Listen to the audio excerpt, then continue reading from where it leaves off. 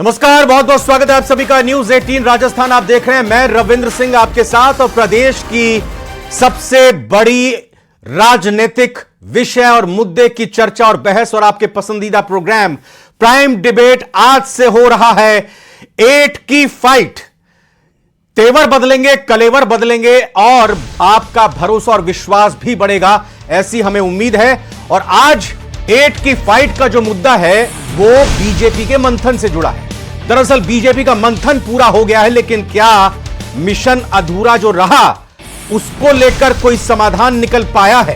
क्या कोई कार्रवाई होगी जिनकी वजह से मंथन अधूरा रहा है? दरअसल मिशन का जो बीजेपी का था राजस्थान में मिशन 25 हैट्रिक लगाने का दावा, वो नतीजों में तो दिखाई नहीं दिया। बीजेपी को चिंता में इन नतीजों ने डाला और 11 सीटों पर हुई हार ने उसे चौंका दिया।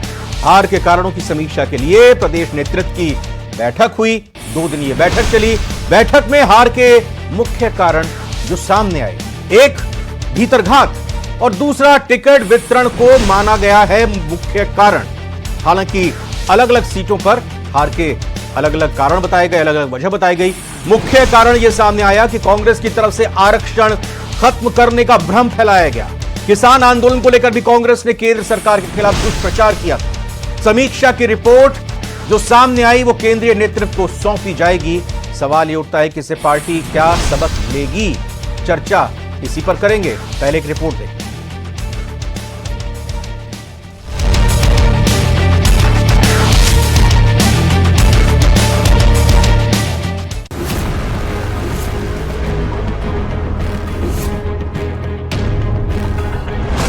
राजस्थान बीजेपी ने ढूंढे चुनाव में 11 सीटें खोने के कारण। लोकसभा चुनाव के निमित्त सारे जो लोगों के साथ बैठना हुआ और निश्चित रूप से जहां कहीं कमी होती है उसका चिंतन भी होता है, बातचीत भी होती है। 11 सीटों की हार पर मंथन पूरा, केंद्रीय नेतृत्व को देंगे रिपोर्ट। लोकसभा चुनावों में जो परिणाम निकल कर आए उसकी समीक्षा के लिए जैसे पार्टी की एक हर समय की पद्धति रहती है, हमारी रीति नीति है, उसके अनुसार 2 दिन हमने मंथन किया। टिकट वितरण और भीतरघात को माना बड़ी वजह। जो भी सुधारों के लिए आवश्यक कदम है वो उठाने का एक संकल्प भी बन गया है। तालमेल का अभाव और कार्यकर्ताओं को तवज्जो नहीं मिलना भी कारण। अलग अलग विधानसभाओं के अलग अलग जो विधायक प्रत्याशी रहे उनसे सबसे अलग अलग पूछा गया जी, कहाँ क्या क्या रहा, कैसे रहा। कोई आरक्षण के बारे में बताया, किसी ने प्रशासन के बारे में बताया, किसी ने मैनेजमेंट के बारे में बताया। आगामी दिनों में संगठन में मजबूती की नसीहत।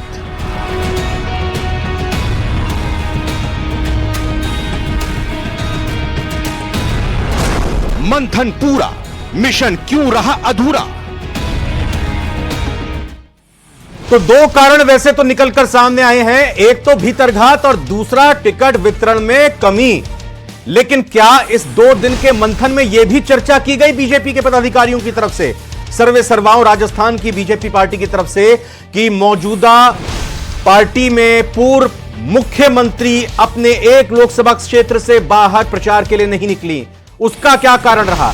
क्या चर्चा इस बात को लेकर भी की गई कि आखिर एक मौजूदा बड़े पदाधिकारी जो एक लोकसभा चुनाव सीट से लड़ रहे थे वो अपनी सीट के अलावा बाकी जगहों पर प्रचार करने क्यों नहीं निकल पाए? क्या इस बात को लेकर भी चर्चा हुई कि एक मौजूदा राज्य सरकार में मंत्री जो अपने करीबी, अपने भाई को, अपने रिश्तेदार को टिकट दिलाना चाहते थे, लेकिन टिकट जब नहीं मिला तो उन्होंने उस गंभीरता के साथ चुनाव लड़ा? सवाल और भी कई सारे हैं। स्वागत करते हैं, 4 मेहमान हमारे साथ जुड़े हैं। पूजा कपिल प्रवक्ता है बीजेपी की, पूजा जी आपका स्वागत है। स्वर्णिम चतुर्वेदी जी महासचिव है पीसीसी, स्वर्णिम जी आपका स्वागत है। आशुतोष रावत जी वरिष्ठ पत्रकार, और मेरे साथ निरंजन पोद्दार जी राजनीतिक विश्लेषक भी जुड़ चुके हैं।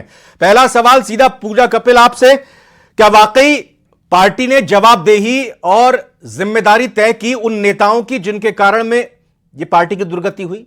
क्या आप पहचान पाए वो 2, 3, 4, 10, 12 नेताओं को जिनकी वजह से गड़बड़ी रही है? देखिए रविंद्र जी, भारतीय जनता पार्टी की रीति नीति रही है, हम चाहे चुनाव को हारें या जीतें या कोई भी टास्क जब लिया जाता है उसको अचीव करने के बाद में उसमें नेगेटिव पॉजिटिव कोई भी परिणाम रहे, चिंतन मंथन करना, उस पर समीक्षा बैठक करना, ये हमारे पार्टी के अंदर की रीति नीति हमेशा से रही है। निश्चित तौर पर बहुत सारे अनेकों कारण ऐसे रहे जिनकी वजह से हम जो हमारा टास्क था, जीते तो हम हैं, जनता ने आशीर्वाद दिया, लेकिन जो हमारा गोल था, जो हमारा टास्क था, हम वहां तक नहीं पहुंच पाए। तो उसके बहुत सारे जीते हैं मैं समझा नहीं, जीते हैं आप कहां की बात कर रहे हैं? जीत की हम राजस्थान की बात कर रहे हैं। जी, मैं राजस्थान में ही कह रही हूं, अगर सबसे बड़े दल के रूप में देखा जाए 14 सीटों पर जीते, लेकिन जो हमारा अभी भी इस खुशफहमी से आप नहीं निकल पा रहे हैं पूजा कपिल कि 25 सीटें पिछली 2 बार से आप जीतते आ रहे थे और इस बार आप सोच रहे हैं कि कांग्रेस की 11 और हमारी 14 आई हैं, तो ये हमारी जीत है, तो फिर कुछ नहीं हो सकता। रविंद्र जी, मैं विनम्रता पूर्वक, इसीलिए हम हार स्वीकार उसको इसलिए कहते हैं, हम गोल पूरा नहीं कर पाए, लेकिन जीत तो भारतीय जनता पार्टी की ज्यादा हुई। फिर भी बहुत विनम्रता पूर्वक इसीलिए समीक्षा हो रही है, उस पर चिंतन मंथन हो रहा है कि क्यों हम अपनी बाकी की 11 सीटों को हम उन पर लूज कर गए, क्यों नहीं हमारे प्रत्याशी विजयी हो पाए। क्या निकला इसमें? उसमें जो भी सुधार की आवश्यकता क्यों है, लूज की पार्टी जो भी, और कौन कौन सी सीट आपको लगता है कि पार्टी जीत सकती थी? क्या इस पर भी मंथन हुआ कि जीत का जो मार्जिन है वो पिछले चुनावों के मुकाबले बेहद कम हो गया? क्या इस पर भी चर्चा हुई? क्या कारण दिखे? बिल्कुल रविंद्र जी, चर्चा तो हर विषय पे होती है और जीत तो किसी की, चाहे एक वोट से हो, जीत होती है। तो जो हम हारे हैं 11, चाहे वो 1 वोट से हारे और चाहे 1 लाख से ज्यादा से, हार तो हार है। तो हम उसके विषय पे चिंतन करते हुए, जो भी बहुत सारे कारण रहे, एक ये बिल्कुल मजबूत कारण रहा कि जिस तरह से 400 पार के नारे को इस अभियान को एक ये नाम दे दिया कि संविधान बदलने के लिए या ये आरक्षण खत्म करने के लिए, तो एक विशेष तबका इससे भी नाराजगी पर आ गया भाजपा से, उन्होंने वोट नहीं दिया। टेम्परेचर था, कम वोटिंग परसेंटेज बहुत बड़ा कारण रही राजस्थान में हारने का, और जिस तरह से कार्यकर्ताओं को, औरों को निकलना था और एक कॉन्फिडेंस था जनता को। जिस तरह से एक आधा ग्लास होता है उसको कहते हैं आधा भरा हुआ है आधा खाली है, उसी तरह से आप अगर कह रही हैं कि हमारे वोटर नहीं निकले, कम क्यों निकले, आप इसको इस तरह से भी दे सकती हैं। मैं सवाल इस तरह से भी कर सकता हूं, कि जो वोटर निकले उन्होंने आपको क्यों नहीं जिताया, बीजेपी को क्यों नहीं जिताया? स्वर्णिम चतुर्वेदी जी, आपने मंथन ये चिंतन किया कि भाई 11 सीट आप क्यों जीत गए? कम से कम आपके जीत के कारणों से ही बीजेपी को पता चल जाए वो क्यों हारे। देखिए रविंद्र जी, सबसे बड़ी बात है कि भारतीय जनता पार्टी का कोई नेता आज ये मानने के लिए तैयार नहीं है पिछले 10 वर्ष के शासन में प्रधानमंत्री नरेंद्र मोदी के खिलाफ जो एक एंटी इनकम्बेंसी का माहौल बना, जो डिलीवरी नहीं कर पाए, महंगाई बेरोजगारी के मुद्दों को एड्रेस नहीं कर पाए और जनता को निजात नहीं दिला पाए, राहत नहीं दिला पाए। इसके अलावा अग्निवीर जैसे मुद्दे थे जो युवाओं के भविष्य को खराब करने वाले थे। जम करके पूरे देश भर में हमने इन मुद्दों को उठाया, जो समाज में विखंडन करने का प्रयास तरह तरह के बयानों से भारतीय जनता पार्टी के नेता करते रहे। इसके खिलाफ मोहब्बत की दुकान खोलने के लिए जो हमने अभियान चलाया, लगातार पूरे देश भर में राहुल गांधी जी ने भारत जोड़ो यात्रा और फिर भारत जोड़ो न्याय यात्रा निकाली। और इसके साथ ही राजस्थान की जो सरकार ने, हमारी पूर्ववर्ती सरकार ने जो जन कल्याणकारी योजनाएं लागू करके जनता को लाभान्वित किया था, और लाभान्वित किससे किया था? वो किया था केंद्र सरकार की संविधान बदल देगी बीजेपी, उससे राहत देने के लिए। बीजेपी को ऐसा लगता है कि बड़े कारण रहे कांग्रेस ने इस तरह का नैरेटिव गलत फैलाया। देखिए, अगर भारतीय जनता पार्टी ने यहाँ पे मुख्यमंत्री चिरंजीवी योजना बंद की तो जनता को लाभ नहीं मिला, वो उसको दिक्कत आई ना। हम जो बीजेपी जनित महंगाई थी, भारतीय जनता पार्टी के केंद्र सरकार जनित महंगाई थी, उससे राहत दे रहे थे, उन योजनाओं को बंद किया। और जो नैरेटिव की बात कर रहे हैं, हमने कब कहा? ये तो भारतीय जनता पार्टी के राजस्थान में ही, अगर आप पूरे देश भर के छोड़ दीजिए, राजस्थान में क्या लोकसभा प्रत्याशी ने इनके बीजेपी के ने नहीं कहा कि संविधान बदलने के लिए हमें 400 सीटें चाहिए? क्या ये हमने कहा कि बीजेपी ऐसा कह रही है? नहीं, बीजेपी के प्रत्याशियों ने कहा, और एक जगह नहीं, देश के चारों कोनों में कहा। और ये बात लगातार भारतीय जनता पार्टी के पेरेंटल ऑर्गेनाइजेशन कहते रहे कि संविधान ये जो समीक्षा होनी चाहिए आरक्षण की, हमने थोड़ा ना कहा। तो ये अच्छा स्वर्णिम जी, एक सवाल और है, संदेश था कि आप दादागिरी कर रहे हैं। अब जैसे बीजेपी को ये खुशफहमी है कि हम तो जीते हैं, कांग्रेस से ज्यादा सीटें हम 14 लेकर आए हैं, आप भी अभी से खुशफहमी में ही हैं कि हम 11 सीट जीत गए हैं, पिछली 2 बार से हमारे को एक भी नहीं मिली थी? या ये सोचने का विषय नहीं है कि अगर चुनाव और गंभीरता से लड़ा जाता तो हो सकता है कि 14 आपके होते या इससे ज्यादा आपके होती, बीजेपी के कम होते? और रविंद्र जी, हमने तो समीक्षा की, हम तो कभी नहीं कह रहे कि हम खुश हैं 11 सीट से। हमने जो माना था कि 15 से अधिक सीट नहीं, आप ये कहते थे लगातार कि बीजेपी से 1 सीट ज्यादा लेकर आएंगे, आप ही खुद ने कहते थे। बिल्कुल हम कहते थे, इस आधार पर कहते थे। सुनिए, आप देख लीजिए 11 सीट तो हमने जीती है, 11 सीट के अलावा एक सीट जो है 1200 वोट से हारे। बाकी जो इनके ओम बिरला जी लोकसभा अध्यक्ष आप देख लीजिए कितने कम मार्जिन से, इनके केंद्रीय मंत्री अलवर में 50,000 से कम मार्जिन से। ये मार्जिन तो ठीक है, हमारी 3 सीटें ऐसे गई, लेकिन हाँ समीक्षा कर रहे हैं और आइंदा अगर 25 के 25 सीट जीते बिल्कुल उसी के लिए हमारा निरंजन जी के पास आता हूं। निरंजन जी, ये बीजेपी का 2 दिन का मंथन और कांग्रेस का ये आत्मचिंतन, क्या खाना पूर्ति दिखाई देता है, खासतौर पर बीजेपी की अगर बात करें, या इसमें कहीं एक गंभीरता दिखाई देती है कि एक आधार तैयार कर लिया इस रिपोर्ट के जरिए जो केंद्रीय नेतृत्व के पास जाएगी और फिर आगे आने वाले दिनों में बड़े फैसले लिए जा सकते हैं? देखिए रविंद्र जी, थोड़ा सा समय देके चलिएगा। मेरा यह मानना है कि भारतीय जनता पार्टी की सॉफ्टवेयर में जो कमी आ गई वो कहीं ना कहीं अभी भी मुझे उसकी कमी की अभी भी दुरुस्ती होती हुई दिखाई नहीं दे रही। वो ये बात इसलिए कह रहा हूं क्योंकि आज भी जो ये हार के कारण बता रहे हैं तो वो आप ये मान के चलिए असली कारण पे नहीं पहुंच रहे हैं, क्योंकि हमारे यहाँ तर्क संहिता का सिद्धांत है कि कारण ही निवारण है। लेकिन आज भी इनकी स्थिति ये है कि आज भी ये वन वे कम्युनिकेशन के आधार पे चल रहे हैं। मैं ये बात इसलिए कह रहा हूँ, आपने देखा होगा कि जब 3 दिसंबर को परिणाम आया था उससे पहले भी मैं बार बार भारतीय जनता पार्टी को चेता रहा था और परिणाम के बाद में तो लगातार मैं ये बात चेताता रहा हूँ जब मंत्रिमंडल का गठन हुआ कि आपने शेखावाटी को लावारिस छोड़ दिया। मैं ये बात क्यों कह रहा हूँ कि नवलगढ़ की सीट आप ध्यान दीजिएगा, झुंझुनू जिले के नवलगढ़ सीट ऐसी है रविंद्र जी जो आप ये समझ लीजिए तो स्वतंत्र भारत के इतिहास में पहली बार विक्रम सिंह जाखड़ ने जीत करके और भारतीय जनता पार्टी की झोली में डाली। और यह भी मैं आपको लिख के दे रहा हूं कि विक्रम सिंह जाखड़ के अलावा भारतीय जनता पार्टी के किसी भी नेता को आप उतार के देखिए, वो नवलगढ़ की सीट अगर जीत के दिखा दे तो जो कहे मैं मान जाऊंगा। और उसके बाद में जिस झुंझुनू जिले से 4 मंत्री हुआ करते थे पिछली योजना के अंदर, उस शेखावाटी पूरी शेखावाटी के अंदर झुंझुनू, चूरू, सीकर 3 लोकसभाओं को मिलाकर के केवल 1 मंत्री इन्होंने दिया खंडेला से। तो कहने का तात्पर्य यह है जबकि नवलगढ़ सीट ऐसी थी रविंद्र जी जिससे तीनों सीट प्रभावित होती है। विधानसभा चुनाव में ये कांग्रेस ही कह रही थी या ये तमाम राजनीतिक विश्लेषक और पंडित यही कहते थे कि जो 200 जितनी सीटों पर विधानसभा में चुनाव हुए हैं उसमें से 11 अगर लोकसभा वार अगर हम देख लेते हैं तो 11 सीटें बीजेपी हारती हुई दिखाई दे रही है, 11 से 13 सीटें।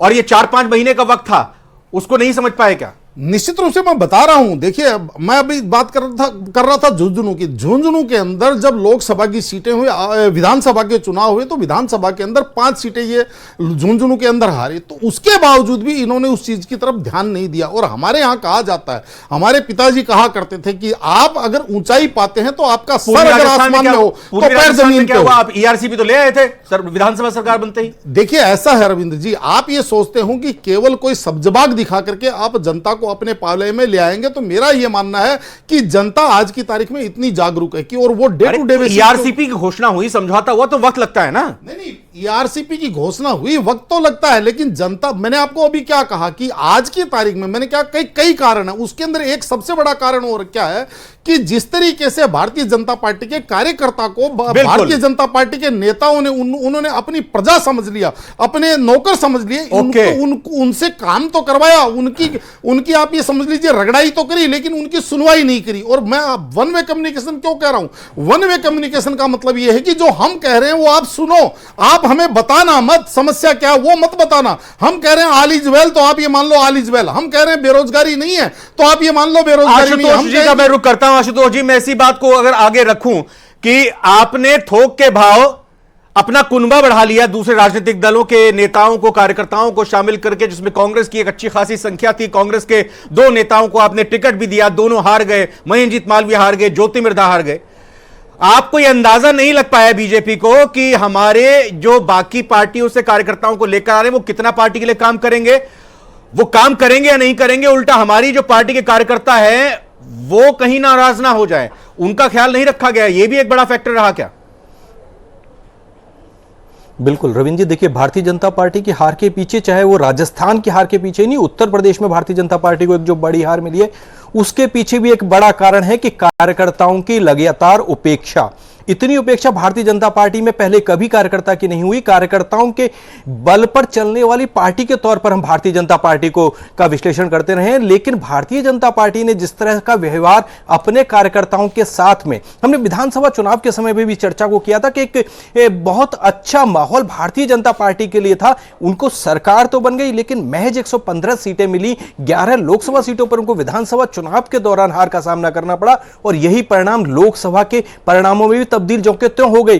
तो ऐसे में भारतीय जनता पार्टी अपने कैडर वोटर जो उसका समर्पित कार्यकर्ता है उसकी भावनाएं नहीं समझ सकी।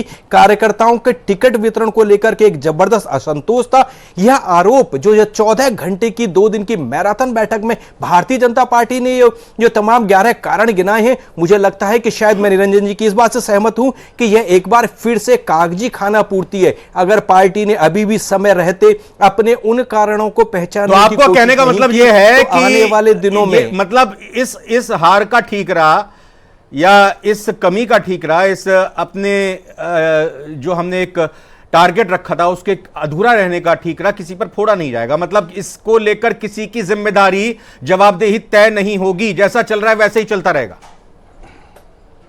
बिल्कुल, देखिए जो 11 कारण गिनाए गए हैं उस 11 कारणों में आप किसी व्यक्ति विशेष को जिम्मेदार नहीं ठहरा सकते हैं।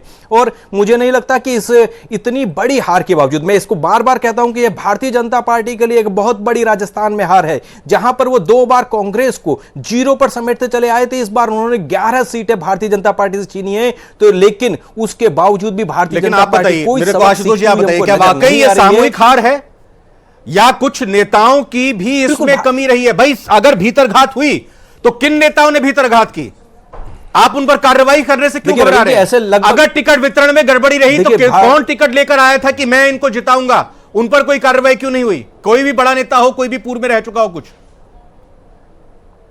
देखिए मैं रविंद्र जी, भारतीय जनता पार्टी में टिकट वितरण का तो इतना केंद्रीयकृत व्यवस्था थी कि उस पर अभी सीधे हम इस चीज को एनालिसिस नहीं कर सकते कि पैसे के बल पर टिकट खरीदी गई, लेकिन कार्यकर्ताओं की उपेक्षा इस कदर थी। नहीं, हम पैसे की बात नहीं कर रहे, जो 2 दिन की 14 घंटे की बैठक चली है, बात कर रहे हैं कि आप दूसरे पार्टी से आए हुए 2 दिन पुराने नेता को टिकट दे रहे हैं, अपने जमाए अपने कार्यकर्ता को जिसका इच्छा टिकट करने की, उसका नेगेटिव प्रभाव नहीं लड़ा रहे हैं। आप अगर राहुल कसवा का टिकट काट रहे हैं, आप जो लगातार आरोप लगते रहे काका और चाचा के बीच में, काका और भतीजे के बीच में, आप वहां पर कह रहे हैं कि मैं जिता के ले आऊंगा देवेंद्र झाझड़िया को, लेकिन आप जिता कर नहीं ले पाए। आज तो खुलकर देवी सिंह भाटी ने भी कहा आशुतोष जी कि राजेंद्र राठौड़ है हार का कारण। बिल्कुल, देखिए भारतीय जनता पार्टी के अंदर 20 से ज्यादा, इस 14 घंटे की बैठक में भी 20 से ज्यादा विधायकों को चिन्हित किया गया है कि इन विधायकों की वजह से हम चुनाव हारे हैं, और ऐसे तमाम नेताओं की फहरिस्त है। राहुल कसबा भारतीय जनता पार्टी के किले को ढहाने वाली पहली ईंट के तौर पर याद रखा जाएगा। राहुल कसबा वो पहला नाम था जिसको टिकट नहीं देकर के भारतीय जनता पार्टी ने अपने जो किला था उनका, जिसको अवैध किला कहते थे, उसकी पहली ईंट निकाली थी। इतनी बड़ी हानि उस एक निर्णय की वजह से हुई, और वह किन नेताओं के सारे पर हुई ये हम सबको दिखता है। क्यों 2 लोगों के, जिनके चाचा और काकाओं के आप लड़ाई की बात कर रहे हो, वह 2 लोगों की लड़ाई धीरे धीरे एक कैडर के बीच की लड़ाई बनकर रह गई। पूरा जाट समाज आपके साथ में विद्रोह की स्थिति में खड़ा हो गया, और भारतीय जनता पार्टी के पास वैसे भी जाट जल्दी से निरंजन जी से भी कमेंट लेता हूं। निरंजन जी, खुलकर बात अगर हो रही है तो खुलकर बात यह भी होनी चाहिए कि एक पूर्व मुख्यमंत्री सिर्फ एक ही लोकसभा क्षेत्र में प्रचार करने के लिए बैठी हुई होते हैं और उसके बाद वो दूसरे जगह नहीं जाते। कहा जाता है कि उनको बुलाया नहीं गया या उनको खुद से नहीं गए। दूसरी तरफ आज मुंह पर उंगली रखे हुए एक मंत्री लगातार घूम रहे हैं। उन्होंने कहा था कि 7 सीटों की जिम्मेदारी मुझे मिली हुई है। अब पता नहीं कौन सी 7 सीटों की जिम्मेदारी मिली थी। एक सीट के जो सामने आया था वो हार गए और अपना वादा नहीं निभा रहे। पता नहीं क्या चल रहा है अभी। देखिए रविंद्र जी, मैं आपको इसके अलावा भी 2-3 चीजें और बताना चाह रहा हूं, और वो ये है कि क्या इतनी बड़ी विशाल पार्टी, 12 करोड़ के कार्यकर्ता, इतना अनाप शनाप पैसा और पूरा का पूरा, और नरेंद्र मोदी जी जैसा चेहरा, क्या कुछ लोग जो भीतरघात करते हैं वो चुनाव हरवा देंगे आपको?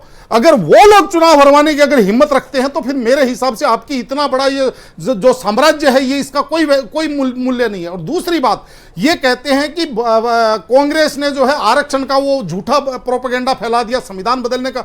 क्या कर रहा था आपका आईटी सेल, क्या कर रहा था आपका